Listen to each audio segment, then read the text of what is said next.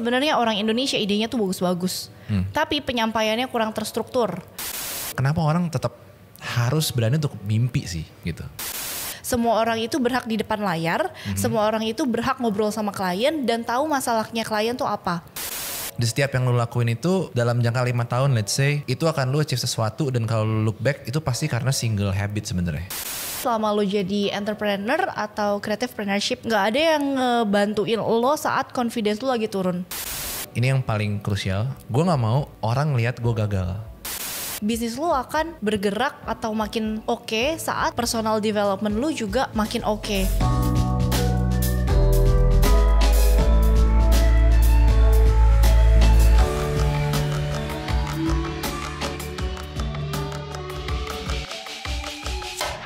Halo teman-teman semua, dan hari ini gue gak sama Hansel lagi, tapi gue sama Evelyn Anastasia. Thank you for coming. Thank you for the invitation. Ini kayaknya pertama kali sih gue, maksudnya kayak ada guest yang bener-bener strangers. Kita baru kenal hari ini kan, dan bener-bener ketemu gitu kan. Kayak yang sebelumnya gue sama Clara, kan kita udah kenal, tapi ini kita baru kenal. Dan gue tadi ngobrol sama Eve ya, manggilnya Eve kan di atas tadi, kayak udah kenal lama sih. Terus terang, iya jadi kayak nyambung aja gitu ya, syukurlah. Syukurlah topiknya masih sama, cara pikirnya, mindsetnya masih similar. Hopefully ya. Gue introduce dikit, karena kan lo bener-bener pertama kali nih external guest kan. Evelyn ini founder juga ya, dan CEO juga bener gak? Dari Growin Asia, ya kan? Nanti lo cerita dikit deh Growin Asia itu apa sebelum kita masuk ke topiknya kali ya. Mungkin lo bisa ceritain deh ke gue, Growin Asia itu apa sih usahanya dan so far gimana? Jadi gue co-founder dan CEO-nya dari Grow in Asia. Grow in Asia itu sebenarnya commercial consultant. Jadi kita jualannya service, jasa ke brands, community, maupun sampai ke personal biasanya, kayak individual. Terus abis gitu kita covernya end to end, 360 marketing. Jadi kita bergerak dari user journey. Nah makanya di situ servicenya kadang-kadang event, kadang-kadang ngomongin social media, kadang-kadang ngomongin tentang crisis management gitu. Kadang-kadang juga cuma simply bikin website gitu, ngebenerin user journey kan, that kind of thing.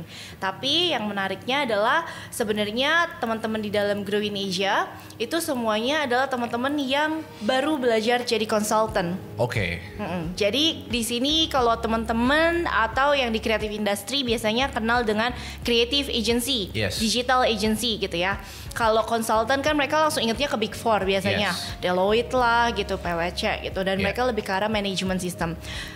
In my idea, what if kalau misalnya kita bikin yang kayak management system kayak gitu, tapi base-nya creative dan advertising. So here it is, Grow in Asia as a commercial consultant service agency. Itu sampai productionnya consultant only atau sampai nge-production juga? Sampai ke eksekusi, karena what we believe adalah orang yang bisa envision brandnya itu mau dibawa kemana, kerjainnya kayak gimana, dia harusnya tahu detail eksekusinya baiknya seperti apa. So semua teman-teman konsultan di dalam, karena basisnya semua akan advertising ya, jadi seperti kayak punya brand manager tapi di luar tim brand. Gitu. Nah terus gue mau bahas masih growin lagi sih, karena kan gue udah ngeliat semuanya kan, dan mostly mirip banget sebenarnya apa yang kita lakuin juga. Cuman kalau kreatif hari ini lebih fokusnya ke production kan, makanya gue tanya juga. Pengen nanya sih kayak so far, kayak apa sih project yang bener-bener kayak paling seru dan kayak lu paling wah gue gak percaya gue bisa ngerjain ini gitu. Ya, ada beberapa hal. Biasa kita dari vertikal industrinya. Satu ada telco. Kita kebetulan lagi megang brand Indosat. Biasa telco itu adalah momok brand untuk banyak agency. Karena kita di digital tuh fast pace, dia tuh fast pace-nya kayak kali 5 gitu. Terus yang kedua adalah FMCG. FMCG such as kayak Mr. Potato Snacks brand. Tapi ada juga sampai yang kayak agak susah, itu kita pernah megang Bigo Live. Tahu. Iya Bigo Live yang kayak kalian semua mikir emang bakal pakai agency gitu ya. Tapi we host the event gala yang hosting para creator dan streamer di Bigo platform itu. Kita bawa ke Indonesia dan actually mereka punya value yang lebih dari negative perception yang masyarakat punya. Dan gue ngeliat sedikit kan, maksudnya kayak background lu sedikit lah, kayak lu pernah kerja di berbagai perusahaan juga sebenarnya kan, dari client side, brand side maksudnya, sama dari agency side kan. Tapi penasaran aja, kayak cenderung umur masih muda kan, ya kan. Tapi bisa ngerjain brand kayak Bigo Live tadi atau Indosat tadi segala macam. Gimana caranya dapetin klien pertama waktu itu? Gua itu dibilang kutu loncat waktu awal karir. Yes. Jadi gue selalu karirnya memang employee dulu, tapi I know pool yang besar untuk tahu brand dan marketing agency paling cepet doping belajar itu agency. Gue inget banget waktu intern yang interview gue itu adalah strategy planning director, which is mentor gue dari awal karir. Dia tuh selalu tanya, kamu if maksudnya mau masuknya ke agency, padahal punya pilihan masuk ke brand, dan lu masuknya di bagian strategic planner lagi, yang lu tuh harus bisa mikirin end to end semuanya. Pasti. Emang lo yakin? Terus gue inget dengan naifnya gue jawab, udah siap begadang gitu. Nah tapi dari situlah kenalan sama klien sama brand terexpose kan. Dan ketika walaupun kalau strat plan itu biasa di creative agency selalu jadi orang belakang, atau kalau kita orang belakang layar banget lah, orang produksi gitu ya. Tapi yang mentor gue dan waktu itu kantor pertama gue ajarin adalah semua orang itu berhak di depan layar, semua orang itu berhak ngobrol sama klien dan tahu masalahnya klien tuh apa. So dari awal mindsetnya gue udah di train sebagai consultant. Jadi teman-teman yang udah pernah kerja bareng sama gue, dia tahu actually if itu bisa apa dan sukanya apa. Jadi mereka tahu, dari situlah onboarding ke pindah ke brand side tuh simply karena kok gue kalau di agency dulu suka di reject idenya ya. Thinkingnya kenapa sih? Gue cobain tuh ke brand side. Oh ternyata mereka thinking larger than communication. Kadang-kadang kreatif tim itu suka mikirnya idealistik gitu kan. Nah dari situ gue belajar creative performance tuh. Jadi gue menggabungkan. Dari situ semakin banyak lagi teman-teman yang memang udah di komersial di agency dan di marketing. Terus sampai nge-build si Grow Indonesia ini juga awal klien pertama rekomendasi dari temen yang dulu kerja bareng di brand. If gue mau cari tim yang bisa ngebantuin nge-build startup.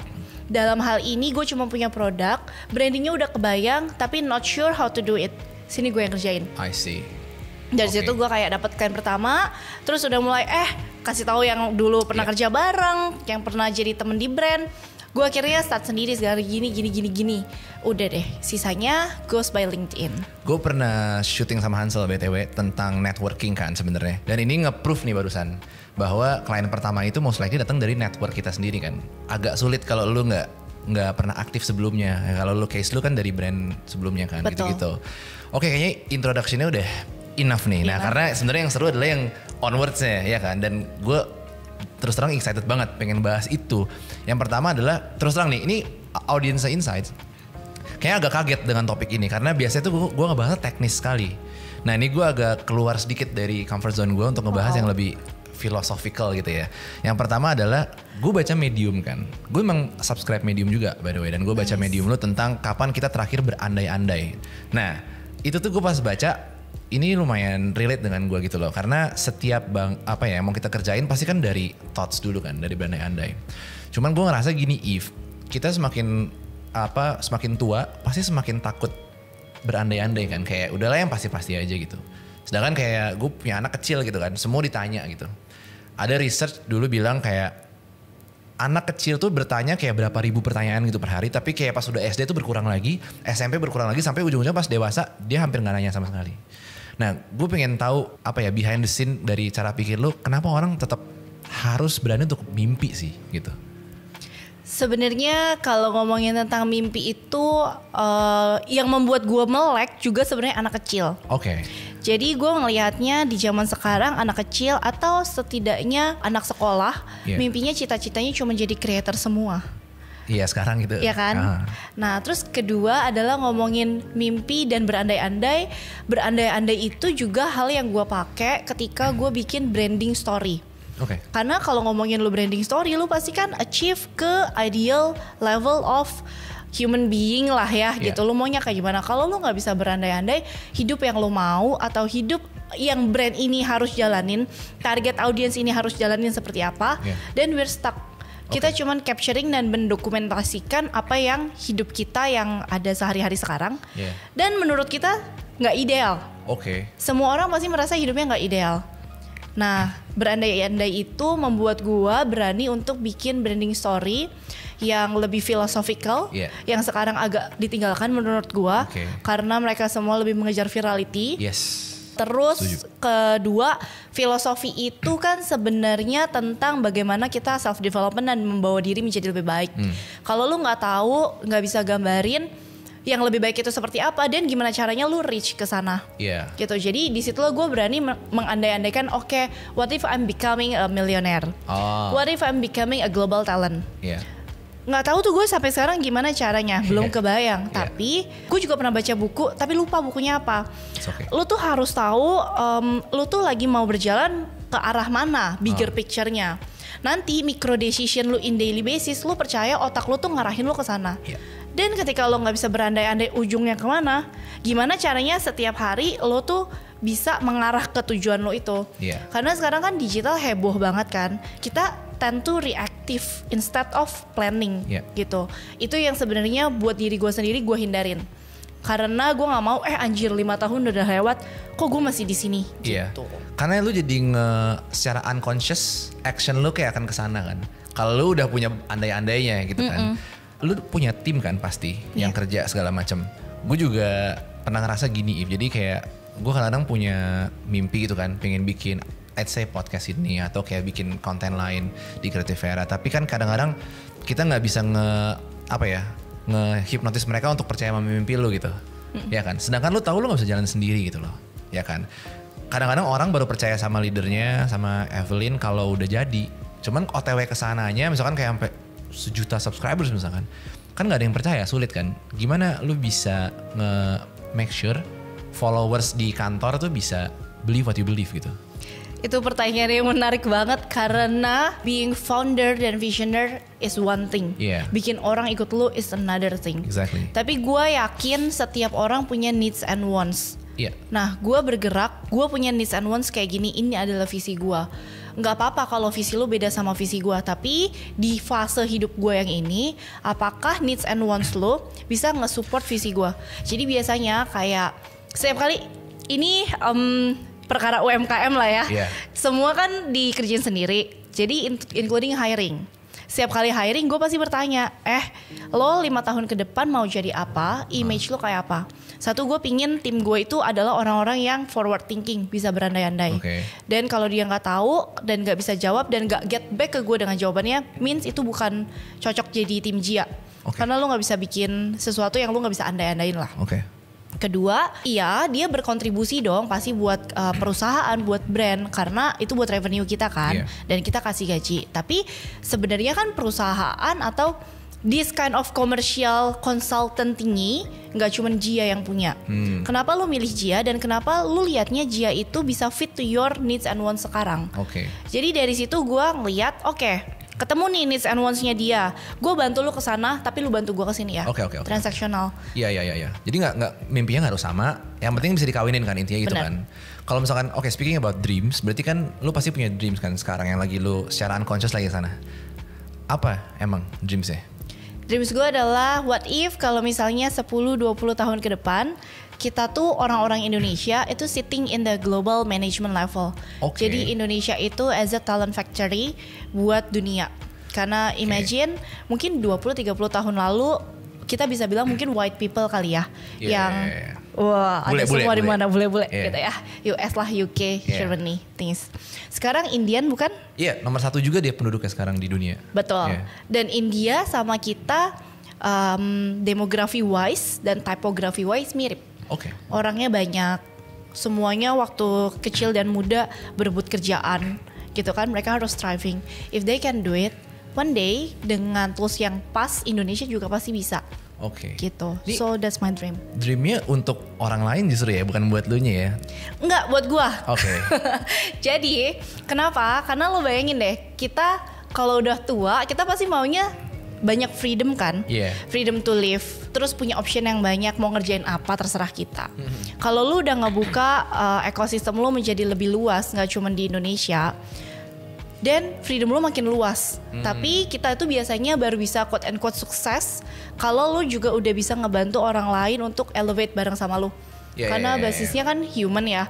Lo kenal gue, gue tahu lo bisa bantu lo kayak gini, gue bisa bantu lo kayak gini. Then we are happy to collaborate bareng-bareng kan. Gitu. Sebenarnya gue ada mau bahas tentang how to compete ke global market, tapi ntar aja. Cuman gue ada sedikit kepikiran gara-gara kita ngomongin kayak India kan, negara India sekarang mendominasi banyak hal kan. Itu salah satunya yang gue lihat ya, kemampuan bicara sih. Betul. Iya kan? Betul. Dan bukan bicara bahasa India, bahasa Inggris. Betul. Logat apa segala macam mungkin bisa dibilang ya nggak native lah. Tapi kita ngerti maksudnya apa dan lebih bacot sehingga kayak kalau di satu ruangan tuh Indonesia kayak minder sendiri tuh. Sesimpel itu aja mereka bisa kemana-mana. Lo tau gak, ini tuh menarik banget karena ini concern gue. Jadi namanya lo consult sama brand, pasti kan banyak multinational agency dan brand juga. Kalau gue notice sebenarnya orang Indonesia idenya tuh bagus-bagus, tapi penyampaiannya kurang terstruktur. Entah berbelit karena kita sering basa-basi, sering gak enakan. Jadi itu hal yang biasanya diambil sama orang bule atau orang India, di restructurize dengan lebih bagus dan dimengerti orang as if itu idea dari dia. Padahal sebenarnya game of restructurize sama reframing kata-kata. Iya, ya storyteller lah basically, bisa gitu kan. Betul, gue sangat setuju karena ini nih, kemarin ada yang komentar di Instagram kita, dia bilang kayak kadang-kadang kan gue suka kasih istilah-istilah kayak revenue, kayak retain earnings. Ada yang komen kayak pakai bahasa Inggris aja, bahasa Indonesia aja. Tapi kan tadi gue bahas juga sama Hansel kayak lebih baik mendingan lu belajar gak sih supaya bisa ngerti istilah-istilah itu, karena istilah-istilah itu yang bakal dipakai nanti kan. Kalau kita ignore, gue Indonesia banget nih gitu. Justru dengan lu bisa berbahasa, lu bisa promote Indo dong, ya nggak sih? Kayak gitu sih pandangan gue. Itu mindset banget sih. Lo growth mindset atau ya udah lo mau stagnan aja, yang kadang-kadang kan kita bisa berlindung dengan hal kayak gitu. Kita cinta lokal, pertahankan bahasa. Menurut gue itu nggak working kalau lo mempertahankan lokal lo dengan cara yang salah. Kalau lo nggak mau beradaptasi, lo mau orang yang beradaptasi sama lo, dan kita nggak punya leverage power play-nya dong. Karena lo simply diajak ngomong gak nyambung, gimana kita mau ajak kolaborasi gitu. Gue mau balik ke mimpi lu tadi. Mimpi lu kan sebenarnya lumayan gede kan, susah banget di-achieve tuh. Karena itu kayak butuh generation menurut gue. Tapi itu achievable, ya kan? Nah gue pengen nanya ini aja sih, kayak karena in order buat kita bisa achieve itu, pasti kan di perjalanan ini kayak banyak banget ketidakpastian kan, uncertainty, dan lu gak tahu lah ini tuh gue bener apa enggak jalannya gitu kan. Tapi ya lu jalan aja anyway gitu loh. Sebagai contoh untuk gue persimpel buat audience, misalkan kayak gue bikin podcast ini, gue gak tahu ada yang nonton apa enggak di awal. Ya syuting aja, tapi gue keep doing it karena gue tahu ya emang repetisi tuh penting kan. Ya, tapi kan pasti tengah-tengah ada aja hari dimana kayak lu nggak pengen gitu kan. Nah, lu gimana cara bisa ngehack otak lu supaya kayak di hari lu nggak pengen dan pengen pun lu akan ngelakuin secara unconscious ke dream lu itu? Kalau di gue itu kenapa punya mimpi yang besarnya nggak jelas itu penting? Itu soalnya membuat gue lebih semangat bangun di pagi hari. Karena ya lo tau lah kalau di creative agency atau ngomongin creative works, setiap hari ada aja revisi. Revisi itu kan draining banget kan. Pasti. Kalau lo nggak merasa punya sesuatu yang menarik di akhir atau sesuatu goals yang bawa freedom buat lo di akhir, dan lo akan kayak anjir nih revisi lagi, capek banget. Dan lo akhirnya drown gitu. Drown itu bikin lo nggak mau show up. Iya benar sih. Iya kan? Karena anjir kenapa sih gue harus ada kayak gini lagi, lo pengennya exit. Itu hal yang gue setiap hari juga alamin basically. Tapi puji Tuhan ya, gue tuh ada, bisa dibilang mungkin disiplin muscle kali ya, yang udah sempat kelatih waktu gue lebih muda dulu pas internship, terus pas lagi kuliah gitu. Karena ada financial pressure waktu itu yang harus gue cukupi. Jadi lo males gak males, ada risknya yang besar nih, ada orang lain yang besar gitu. Disitulah gue enjoy building my discipline muscle. Sekarang gue tahu, gue udah tahu nih buktinya. Lo suka nggak suka, lo show up, it's done anyway. Dan itu nggak membuat lo mati ketika lo lagi enak nggak mau kerjain. Lo at least show up dulu, put your best, dan minta bantuan tuh nggak apa-apa gitu. Jadi selalu juga punya pikiran akan ada yang selalu bantuin lo ketika lo buntu. Iya, karena sebenarnya mostly untuk mencapainya kan boring things kan. Iya. Nggak ada yang spesial. Cuma pas di list down kayak wah kayak keren banget nih ya kan. Tapi perjalanannya kayak gini aja udah. Tapi yang lo mention tadi seru di list down itu, bahkan hal yang gue lupa mention. Gue selalu list down. List down kayak journaling kali ya bahasanya kalau zaman sekarang. List down gue ngerjain apa yang menarik buat gue dan apa yang gak menarik buat gue. Jadi gue tahu milestone gue walaupun repetisi. Kadang masalah yang kita hadapin tahun depan itu udah lebih besar. Contoh, tahun ini gue ngerjain brand yang besarnya medium aja. Branding story nih, workshop. Tahun depan gue ngerjain sama workshop juga. Tapi ternyata brandnya lebih besar ya. Itu kan sebenarnya repetisi yang kalau lu lihat dalam periode jangka panjang, lu nanjak. Ketika lu nanjak itu kan motivasi lu, oke, lakuin lagi gitu. Itu dopamin lah ya gitu. Iya. Nah, tapi emang gitunya tuh butuh jangka panjang kan, kayaknya nggak bulan depan gitu kan. Nah itu kadang-kadang orang ngelihat lu nih misalkan bikin Growing Asia, ngelihatnya tuh dari Instagram lu pasti share yang happy kan. Kayak kemarin gue lihat kayak sama Sintayong, wah seru banget kan, kayak happy moments lah intinya. Termasuk di Instagram juga. Tapi most of the time gue sih ngerasa hari-hari itu sebenarnya kayak capek juga, mager juga, ada aja kayak downside-nya gitu loh, kayak diutangin misalkan sama klien. Gue pengen ini sih, lu share ke audiens kita juga bahwa kayak apa sih downside-nya menjadi pengusaha yang cenderung mungkin masih muda ya kan, terus ya yang mereka nggak pernah lihat aja gitu. Justru downside itu sering gue tampilin sebenarnya ke tim juga. Ke tim? Iya. Okay. Jadi ini kadang-kadang ada orang yang bilang daripada lo toxic positivity, kesannya lo semangat mulu gitu ya. Tapi gue juga belajar kayak kalau gue lagi capek ya gue akan kasih tahu gue juga lagi capek. Gitu. Dan gue juga kayak ngajarin kapan lo sadar lo tuh capek dan punya waktu untuk off. Gitu. Jadi kayak bantuin mereka untuk punya boundariesnya sendiri. Karena kalau di creative agency atau creative advertising gini, demand gak pernah habis kan. Iya sih. Demand ada gak aja pernah terus habis. sih. Iya. Tapi itu hal yang biasanya memang gue gak tunjukin ke klien atau ke my public persona. Kecuali gue udah bisa menarik lesson atau practical point for any other people untuk yang ngalamin hal itu bisa ngapain. Karena somehow audience dan klien yang masuk ke dalam let's say public profile gue, mereka ya ke situ untuk dapet hal baru, untuk dapet practical learning gitu ya, bukan untuk dapet keluhan. Iya. Jadi ketika gue nge-share downside, vulnerable moment, itu gue pasti share. Tapi gue juga share, ini kemarin how I navigate kayak gini. Jadi I still admit ada vulnerability dan capeknya itu. Even kayak ngomongin tentang burnout whatsoever, tapi at the end of the day, here's what we can do kayak gitu. Iya. Lu kasih tahu solusinya gimana gitu kan, supaya nggak yang curcol aja kan. Iya benar. Gitu kan. Sebenarnya gue lumayan tertarik dengan ini sih. Lu berusaha di sosial media ngebangun konten-konten yang tadi kan, pengen ngasih insight segala macam kan. Cuman gue juga baru ngerti hal ini semenjak tanda kutip jadi creator gitu. Sebenarnya gue bukan creator lah, bukan main job gitu ya. Cuman setelah berkecimpung di creator ini ya, banyak banget masyarakat Indonesia terutama di audiensnya kita juga ya, itu yang nggak tahu sih, gue ngeliatnya kayak punya mentality tuh disuapin terus gitu loh. Setuju banget lagi. Jadi ketika gue ngomong A, mereka tuh akan ngikutin semua A gitu loh. Dan ketika salah, wah Augie nggak bener nih, kacau gitu kan. Jadi kayak menurut gue wah bahaya sih, makanya that's why gue sekarang lebih hati-hati kalau ngomong. Selalu ada disclaimer, ini pengalaman gue ya gitu-gitu. Sedangkan kalau gue atau lu apalagi, lu sering kayak secara mandiri dan secara inisiatif, lu misalkan beli buku yang lu mau baca, ya kan, psikologi lah, finance kan apa gitu. Gue pengen nanya ke lu aja sih, gimana ya caranya, ini berat sih, gimana caranya untuk bisa bikin semua orang Indonesia tuh mau baca ya, bukan baca lah, tapi ibaratnya mau, ketika gue mau dapet informasi, gue cari informasinya, bukan gue nunggu disuapin sama influencer gitu.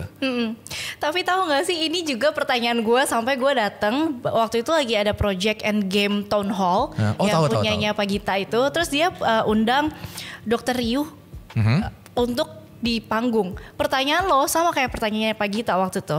Jawabannya Pak Ryu adalah, Dr. Ryu adalah gini. Lu lihat deh, filosofer, thinker itu adalah orang-orang malas dalam tanda kutip. Oke. Mereka bukan orang yang menggunakan muscle-nya untuk bekerja here and there. Makanya mereka hidupnya nulis baca. Tapi di zaman kita sekarang semuanya cepat, semuanya juga moving. Nggak semua orang punya luxury untuk baca. Mungkin mereka suka ketika ada waktunya. Dan kan kita selalu bilang kayak lo harus bikin waktunya. What if mereka punya prime priority itu udah ngabisin energi gitu. Gue dari situ gue langsung kayak Bener juga ya, gue nggak boleh ngejudge orang malas baca. Gitu. Tapi gue setuju yang lo bilang tentang disuapin. Iya, disuapin. Nah, kalau disuapinnya itu adalah menurut gue karena sekarang informasi banyak banget. Kita itu menyerap, nggak main fungsi kurasinya kita gitu loh. Makanya kenapa akhirnya gue juga nggak full time creator tapi lagi mencoba ke sana. Nggak mencoba full time, mencoba jadi creator aja. Karena gue ngerasa oke, ada 2 cara lo bantu mereka kurasi.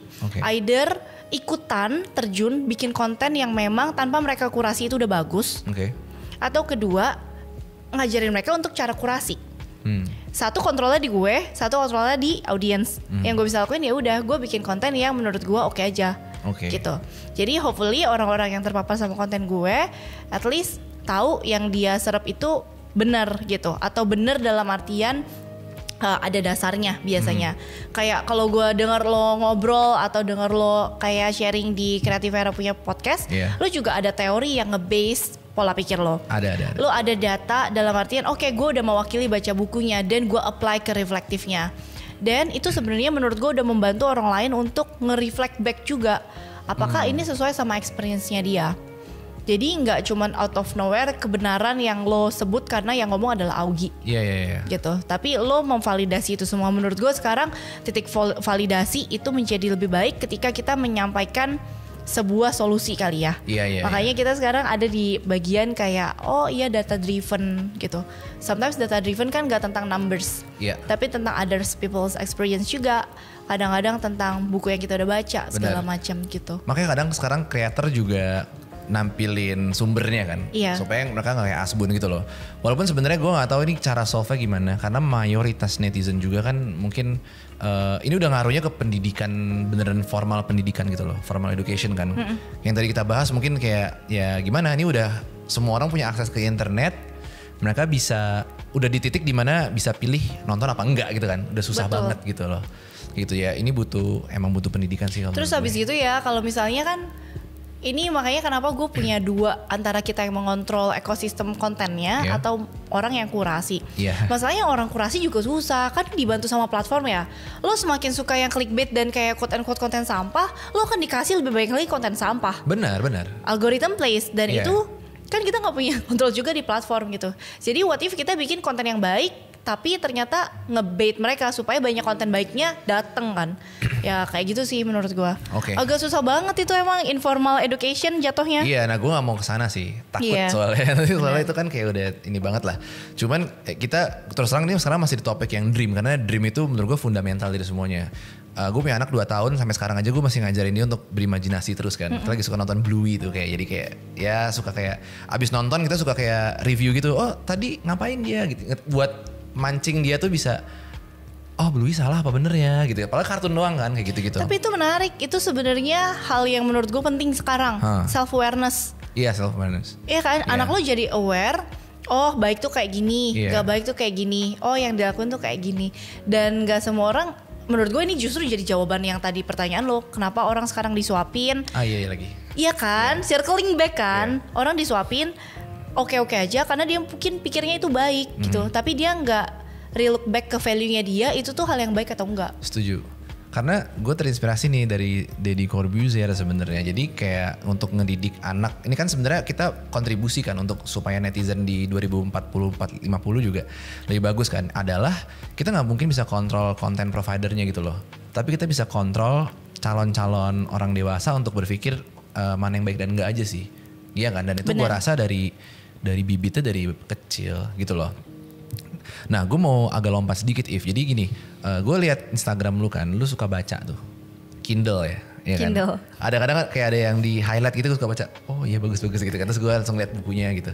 Nah lu udah baca buku banyak lah gitu kan. Cuman dulu gue pernah ada di satu fase, yang itu adalah fase dimana gue itu ada di self development loop gitu loh. Jadi kayak gue suka banget belajar, tapi gue kayaknya ngerasa pinter nih. Ketika ditanya orang gue tahu jawabannya gitu. Tapi kayak sebenarnya gue gak kemana-mana gitu loh. Creative Era stagnan, kliennya gitu-gitu aja, timnya juga ya udah gitu aja. Karena gue lack of action dari yang gue baca aja. Banyak loh orang kayak gini sebenarnya. Karena gue pernah bikin video di TikTok dan banyak parah yang lihat, gila gue relate banget gitu-gitu. Nah lu kan reader lah, tapi lu juga action taker kan. Nah, gue pengen lu share gimana caranya kayak lu jangan baca doang, tapi lu aplikasikan gitu loh. Itu gue pernah nulis tentang itu di sebuah note, itu namanya kayak productive procrastination. Oke. Jadi lu merasa melakukan sesuatu yang bagus, lu merasa nge-develop diri lu, tapi sebenarnya kan real development is on the action base kan. Oh, ada istilah namanya ya? Oke. Iya, ada namanya productive procrastination. Gitu. Tapi semua orang menurut gua, even orang-orang yang suka bekerja atau suka berkarya, itu pasti guilty of that. Contohnya kayak gua bikin konten deh ya, atau nulis yang di medium yang lo lihat itu. Wah, gua udah sering banget nulis harus 1 medium seminggu. Nggak ketemu kan tuh lu, nggak ada kan lebih dari 10 medium gitu. Nah itu juga hal yang menurut gue lakuin gitu, sering baca tapi nggak ada actionnya gitu kan. Dan menurut gue yang penting sekarang jangan guilty sama apa yang udah lewat. Ya udah sekarang apa yang bisa lo lakuin ke depan aja, dan bikin action point yang beneran realistis. Di saat itu gue tahu itu nggak realistis. Kenapa? Gue baru tahunya setelah sekarang sih. Gue waktu itu lagi kayak mulai banget nge-building tim. Ada di sana, di sini, di situ, spread to thin. Udah pasti nggak ada waktu untuk nulis, karena nulis butuh clarity. Apa tim tadi? Udah lagi ngebikin tim. Ngebikin tim. Nge-build gitu kan, kayak Gia baru mulai. Terus tiba-tiba mau ini, mau itu, mau ini, mau itu. Jadi kayak maunya banyak. Lo spread to thin. Jadinya itulah baca, nggak pernah diimplementasiin. Goals cuma another goals, tapi nggak pernah dijadiin action point. Nah itu juga kayak kita orang yang maunya banyak, menurut gua opportunity sometimes jadi kayak distraction sih. Soalnya yang bikin beneran majunya kan actionnya kan. Iya kan. Yang bukunya itu ya cuman, atau ilmu nggak dari buku lah, dari mana. Even podcast ini pasti kan sedikit banyak bisa ada masukan kan, itu juga baru gerak kitanya kalau diaplikasikan kan, kayak gitu kan. Tadi lu mention ini deh, gue penasaran deh, lu bikin tim tadi, ngebangun tim kan. Lu pernah gak sih ada momen kayak lu mempertanyakan diri lu sebagai leader gitu?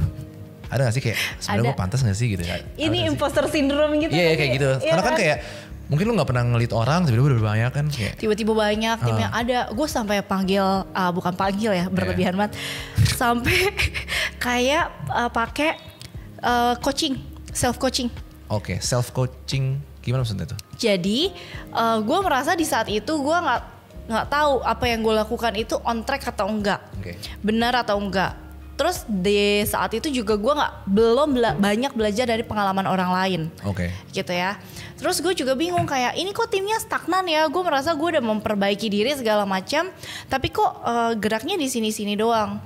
Dan sebenarnya gue tuh lucky doang atau emang beneran bisa sih?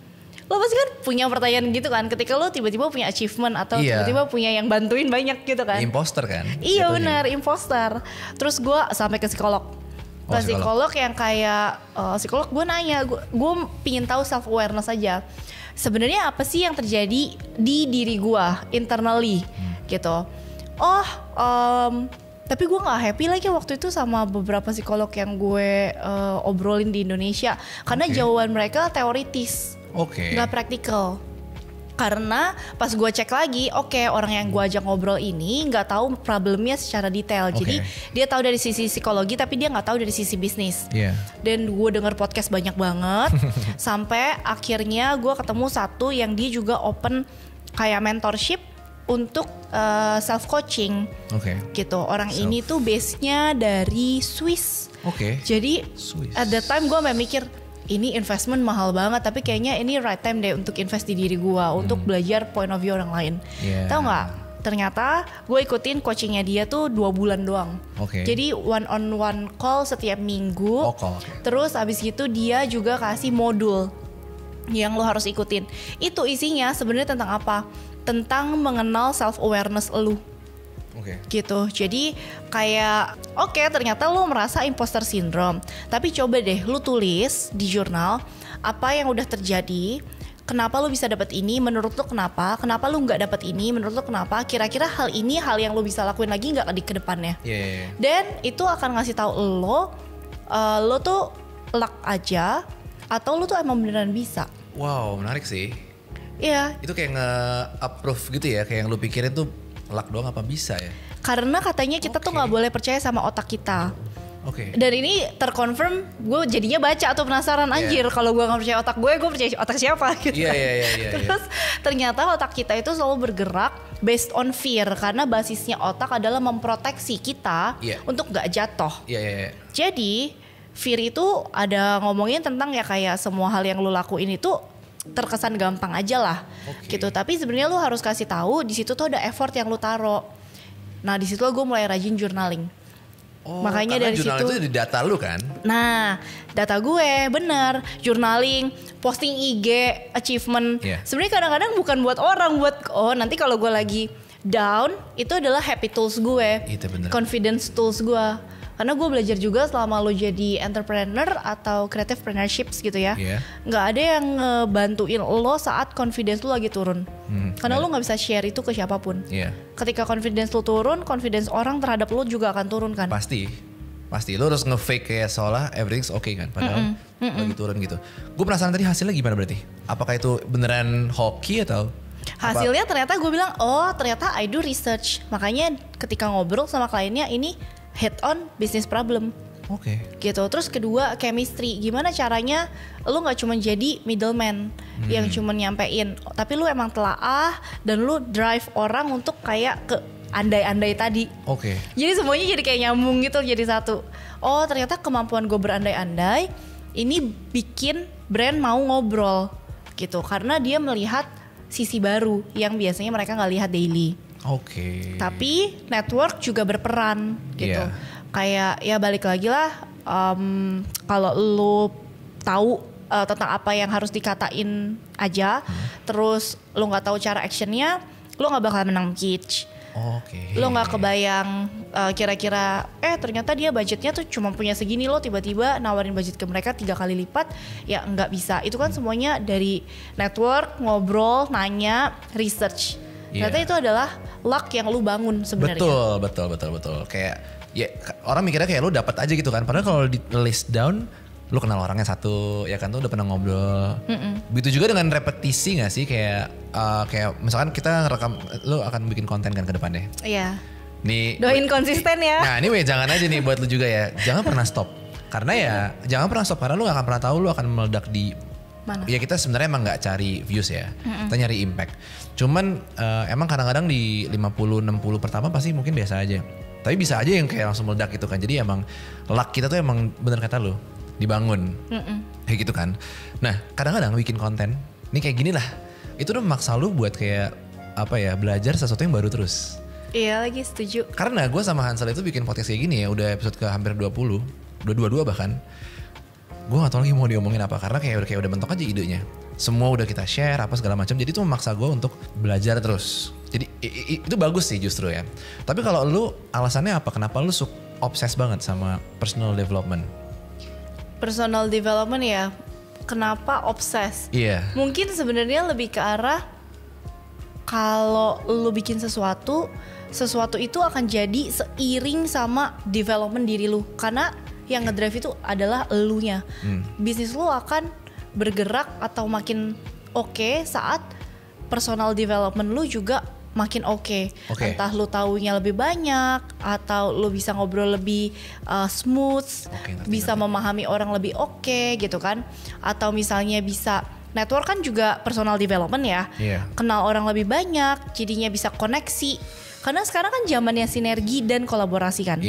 Nah kalau lu nggak tahu siapa yang mau dikonekin satu sama lain, then it's gone. Tapi personal development tuh yang gua rasa atau gua tangkap, orang-orang tuh mikirnya cuma tentang emotional management kali ya. Tapi sebenarnya larger than that kalau gue liatnya. Knowledge lu makin banyak, kenalan temen lebih banyak, dan emotional maturity lo juga lebih mature. Itu personal development sih. Lu ngerasa nggak lu makin kekurasi circle-nya? Iya banget lagi. Jadi kayak misalkan kayak lu ngobrol sesuatu, lu kayak the first 5 seconds lu langsung tahu, orang ini kayak gimana, ngerti nggak? Apa yang dia lakukan, terus level intelektualnya, dari bahkan cara dia ngomong aja. Benar. Iya nggak sih, lu ngerasa gitu kan? Jadi itu ngekurasi circle lu juga, dan ujung-ujungnya kalau diurutin bikin hoki lu juga, nanti lu bisa apa gitu. Bener. Kan. Lu pasti pernah denger kan kayak sebenarnya jalan hidup lu itu juga tergantung sama circle-nya lu. Iya. Iya kan? Dan itu tuh tervalidasi waktu itu gue denger podcast juga. Jadi kalau nggak salah Stephen Bartlett. Oke. Ya, Diary of the CEO, gue cinta banget sama podcast itu. One of the thing adalah waktu dia ngebangun tim, dia juga membuat ekosistem yang support him to succeed. Dalam artian gini, kalau lo lagi ngebangun sesuatu berarti lo butuh fokus. Lo tinggal di area yang sekelilingnya banyak hiburan. Apa lo tidak ingin ke tempat hiburan itu? Gitu. Ya kadang-kadang lo nggak bisa terlalu GR dan pede sama disiplin muscle lo lah. Gitu. Jadi kayak misalnya lo mau hidup sehat gitu ya, tapi lemari lo isinya es krim, terus abis gitu snacks, itu kan lu kayak mencobai diri sendiri kan, kayak buat apa gitu. Jadi menurut gue circle dan ekosistem itu kan halnya sama ya. Kalau lu mau ke arah yang mana, then lu surround yourself with the circle that can support your growth juga. Jadi jangan mencobai diri sendiri karena cobaan datangnya dari dunia udah banyak. Betul. Lu gak usah sok-sokan habitnya gimana kan, pasti ada distraction gitu loh. Benar. Iya kan?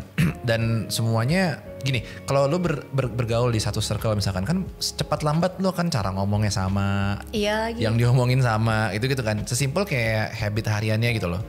Nah, gue percaya gini sih Yves, kayak di setiap yang lu lakuin itu dalam jangka 5 tahun let's say, itu akan lu achieve sesuatu, dan kalau lu look back itu pasti karena single habit sebenarnya. Yang everyday lu lakuin, mau sekecil apapun gitu loh, ya kan? Karena kan semuanya kan accumulate kan. Nah, gue pengen tahu aja sih, karena kita pun pasti punya, gue pun punya, apa sih habit yang lu punya gitu ya, yang mungkin orang nggak tahu gitu loh. Yang karena satu habit ini lu bisa mencapai atau memperdekat lu dengan dream lu gitu. Ada gak sih anything? Kalau habit dalam artian activity kayaknya nggak ada. Karena gue anaknya cukup spontan. Oke. Jadul ya. Jadi kayak misalnya mungkin habit kalau daily nggak ada, tapi gue selalu nge-challenge diri gue, bulan ini gue udah coba hal baru apa, atau bulan ini gue udah ketemu teman baru siapa. Karena setiap tempat baru, experience baru atau teman baru nambah perspektif. Sebenarnya balik lagi ke arah gue suka nggak dengan perspektif itu. Jadi gue lebih kenal sama diri gue kali ya, gitu. Jadi kalau kayak tadi circle-nya lo nggak suka, nggak berarti lo tinggalin, tapi ya mungkin lo nggak spend time lebih banyak di sana aja. Karena itu nggak supporting to your true self kali ya, gitu. Terus habit finding new experience itu jadi satu. Kedua adalah habit untuk gue punya this kind of thinking, lo bisa bantu orang lain tuh gimana? Dalam artian karena terkesannya kayak noble as it is, sebenarnya itu adalah selfish act. Jadi karena ketika lu merasa lu berguna untuk orang lain, yang seneng siapa? Ya orang lainnya juga, kita juga sih. Iya, kita juga ada senengnya kan. Lo merasa berguna kan. Ketika lo merasa berguna, menurut gue that one is quite a selfish act, tapi selfish yang baik. Iya. Karena nggak semua selfish itu buruk menurut gue. Gitu. Jadi ya udah lo pilih aja selfish act lo yang baik. Di sini micro habit gue adalah gue mau selalu setiap hari berasa berguna aja buat orang lain. Gitu. Tapi kan itu sebenarnya selfish karena gue mau merasa berguna. Gue nggak mau kehilangan peran. Tapi di saat yang bersamaan gue juga kalau bisa bantuin orang kayak gitu. Ngerti. Itu lumayan unik sih. Sebenarnya lu nyari act itu kan untuk kebutuhan lu berarti kan. Bener. Karena lu butuh itu.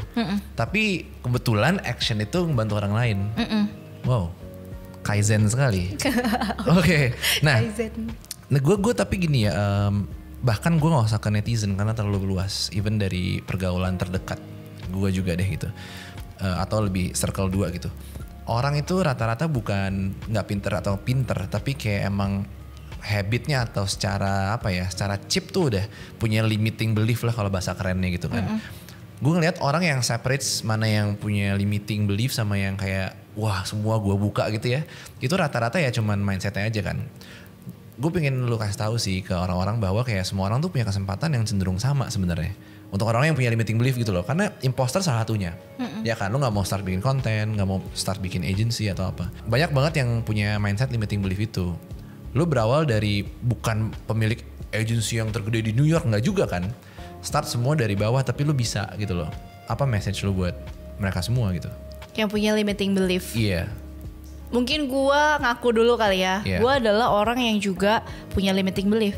To be very honest gitu. Jadi kadang-kadang yang gue pelajari adalah limiting belief itu kan ada hubungannya juga sama confidence. Banget sih. Iya kan? Banget. Confidence juga bukan cuman tentang bisa ngomong di publik dengan lancar. Iya. Ya kan, confidence itu sesuatu yang lo rasain di dalam, lo bisa atau enggak gitu kan. Nah, kadang-kadang gue meminjam confidence dari orang lain tentang gue, untuk gue building momentum. Sampai gue punya jurnal gue sendiri. Kemarin bener lo udah kayak gini. Jadi di situ gue baru nge-break. Limiting belief itu sebenarnya personal development yang bisa ngebantu limiting belief lo mulai hilang. Gitu. Jadi case-nya gue adalah gue biasa selalu tanya feedback gitu. Kayak gue tahu nih kayaknya bagusnya kayak gini, gue akan lakuin kayak gini, hasilnya bagus atau enggak. Terus gue akan tanya feedback orang lain gitu, kayak menurut lo apa yang bisa diimprove sama enggak, apa yang bagus, apa yang jelek. Jadi yang ditanya jangan apa yang jelek doang. Yang lo maksud pinjem confidence dari orang lain tuh itu maksudnya? Iya. Jadi kalau orang merasa gue yakin lo bisa ngerjain, gue pakai tuh kata-kata dia, tapi orang itu orang yang gue percaya ya, yang memang punya historinya juga emang apa ya, objektif kali ya, gitu. Gue pinjam tuh confidence-nya dia terhadap gue. Abis dari situ, kalau menurut dia bisa, berarti gue juga harus bisa. Dari situ gue building dulu momentumnya. Kalau gue nggak bisa, gue tanya lagi, gue beneran bisa nggak? Gue adalah orang yang suka tanya assurance. Iya. Ya kan? Bintang lo apa by the way? Aries. Oh Aries, oke. Keras kepala tapi overthinking. Oke.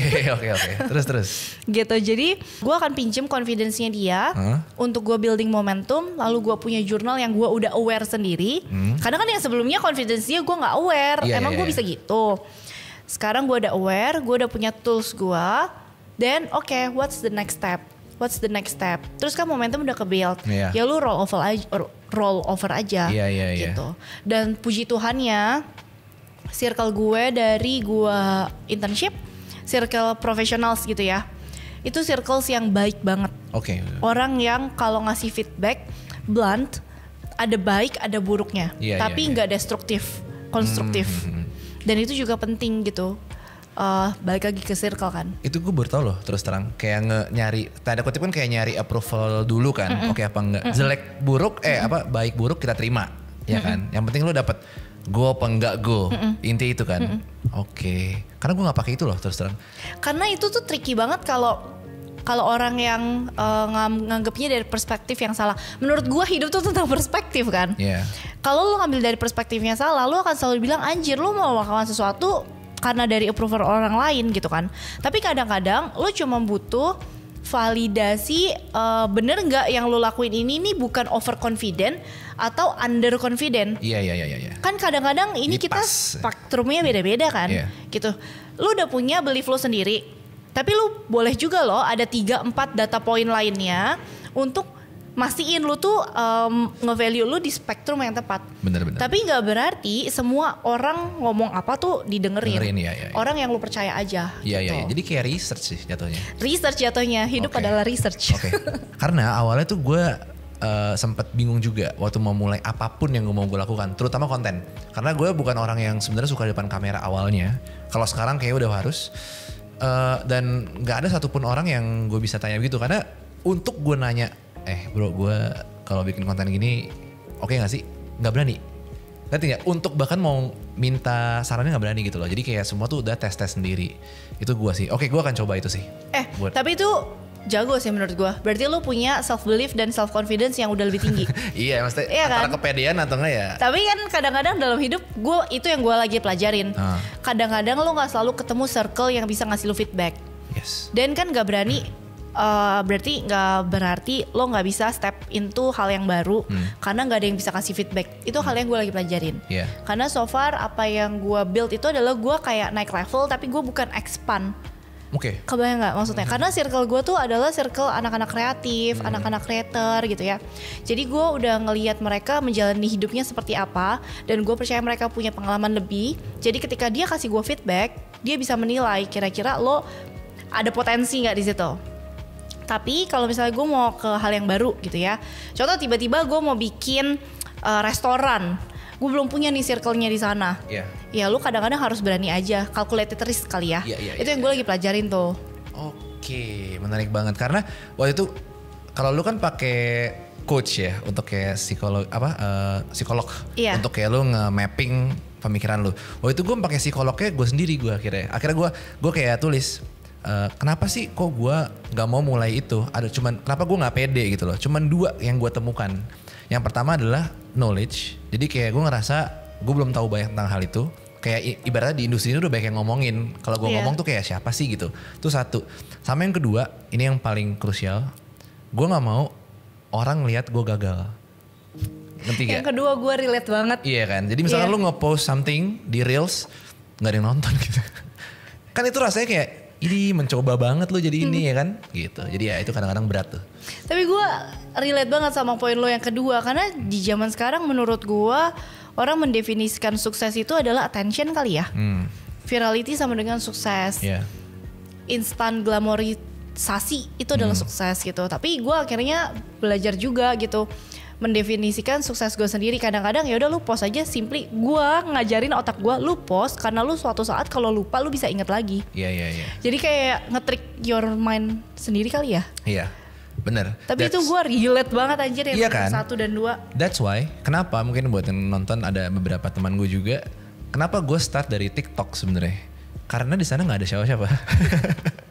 Nggak ada teman, nggak ada apa ya kan. Jadi tiba-tiba oke, gue tes dulu nih Bombardir, tiba-tiba meledak, nah baru gue ke Instagram. Jadi ketika orang udah udah jadi dulu gitu loh. Kalau Instagram kan kayak wow semua story-nya ini kan. Itu sama aja kayak lu meminjam confidence dari TikTok untuk ke Instagram kan? Iya kayak gitu kan? Kurang lebih. Iya kurang lebih kayak gitu.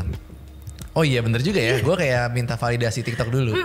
Karena lu pasti mikir kayak nomor 1 knowledge kan? Itu lu memvalidasi nomor 1 sebenarnya. Karena di Instagram menurut lo risknya lebih gede karena orangnya lebih banyak yang nonton yang lu udah tahu gitu. Gue takutnya kayak wah ternyata gue ngelakuin itu unconscious ya. Nah sekarang gini sih, gue sempat baca dan gue sangat setuju tapi mayoritas audiens pasti nggak setuju. Yaitu adalah lu pernah bilang micromanage tim gitu ya. Ini agak geser ke tim sedikit ya. Itu sebenarnya nggak sepenuhnya jelek, bagus kan. Tapi harus dibaca dulu mediumnya. Lu harus baca dulu fullnya karena ada konteksnya. Explain deh, maksudnya kayak kenapa micromanage sometimes nggak jelek juga. 1, lu pasti punya standar. Ketika lo menjadi leader kali ya. Ketika lo menjadi leader, ketika lo jadi business owner atau lo jadi entrepreneur, lo punya standar. Gak semua orang akan automatically ikutin standar lo, apa yang lo mau. Nah, tapi itu dibantunya dengan micromanage, ngebantu mereka ngelihat standar lo kayak apa. Sampai mereka udah ngeliat minimumnya segini, baru abis itu lo lepas micromanage-nya. Micromanage di disiplin, cara kerja, deliverables, outputnya kayak apa. Itu micromanage banget sih gue. Sampai mereka emang udah menurut gue cukup untuk kayaknya ini bisa bersaing gitu. Karena gue terperangkap di mindset dulu pas hire orang, even sampai sekarang, sampai gue baca itu terus terang adalah gue gak boleh micromanage. Karena gue ngebayangin gue gak mau jadi leader yang micromanage. Karena gue gak suka di micromanage gitu kan. Jadi gue serba lepas-lepas. Tapi kadang-kadang gue jadi kayak aduh gimana ya berantakan. Ada satu case gue cerita sedikit aja. Kemarin kita habis pitching kan. Gue berusaha untuk tidak ganggu dia. Cara pikir dia udah deh. Lu mikir gitu gak apa gas aja. Dia presentasi. Pas presentasi gue malu banget. Karena presentasinya tidak siap itu gitu ya. Dan membuat nama kita jadi jelek juga kan. Tapi itu salah gue. Kenapa? Karena gue gak ACC dia untuk present gitu kan. Bener. Dan disitu kayaknya emang pas gue baca, kayaknya emang gue harus micromanage dulu. At least sampai dia tahu standarnya. Itu maksudnya kan tapi. Bener. Sampai dia tahu gimana cara bergeraknya. Kayak gitu. Mungkin gue ngelihatnya ya kadang-kadang ada orang yang gak setuju. Lo punya tim itu kayak lo jadi parent. Iya kan? Tapi namanya jadi parent. Tapi gue gak suka parent kali ya. Gue karena gue anak paling besar dari 4 bersaudara. Gue terbiasa mendidik siblings. Ya kan? Sometimes sama siblings itu kan lo micromanage. Tapi ada halnya yang lu bebasin juga. Tapi ada halnya juga lu keras.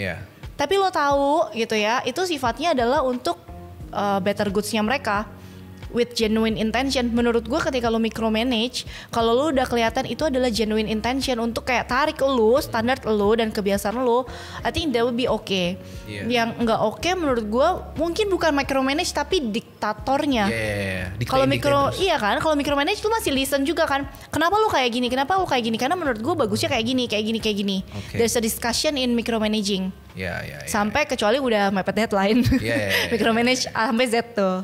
By the way lu anak pertama ya? Gue anak pertama. Sama gue juga. Kelihatan gue kerasa vibe-nya tuh kayak ini banget.